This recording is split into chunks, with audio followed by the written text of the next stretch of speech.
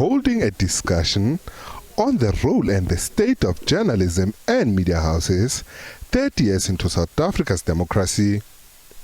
Media Monitoring Africa conducted a media performance review which painted a clear picture about the realities of the industry.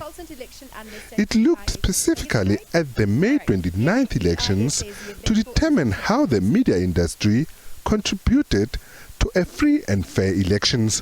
We understand the role that the media plays during an election period. We know the value and the responsibility that news media has during an election period. But what we realized as well is that in order to understand just how news media contributes to a free and fair election, we need something to help us measure that performance. Gathered under one roof, leaders of the sector shared their thoughts.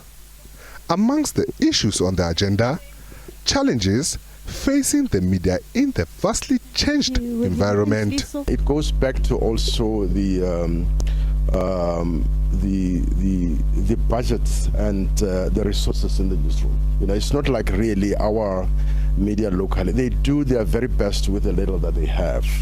And you might not have gone through 4 editors, but I can tell you that in some of this newsroom, your opinion piece will go through more than 6 editors. They might not necessarily have gone back to you.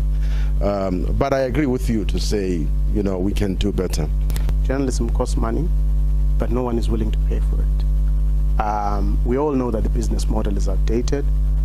And I think that in all the conversations that we have, the important point to make is that if the business model is outdated, then the reality is that it's journalism that we must save. So we cannot sit back and say, well, this one model works or that other one doesn't work. But big tech must pay for journalism, for our stories and our content that they use. 30 years on, has the media evolved? Society's moved on, the media hasn't. The other people who haven't moved on are media owners.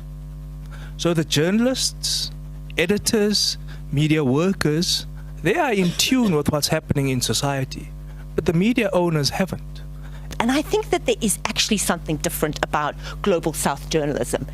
And I think that there's something which is powerful about where we're at, and it's the collaboration.